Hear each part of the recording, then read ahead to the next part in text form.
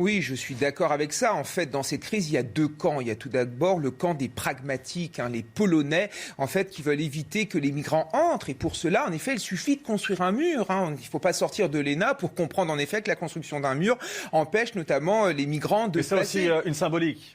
Oui, c'est une symbolique, d'accord. Et c'est pour ça que d'ailleurs, il y a le camp des idéologues, incarné notamment par Ursula von der Leyen, qui veut bien évidemment, qui soutient les Polonais, mais qui refuse de construire un mur, parce qu'évidemment, le mur, ça va à l'encontre de son idéologie immigrationniste et sans frontiérisme. Moi, j'aimerais quand même avoir un mot pour le peuple polonais, ce peuple polonais qui est quand même très courageux, qui lutte notamment à sa frontière avec la Biélorussie, qui met tout ce qu'il a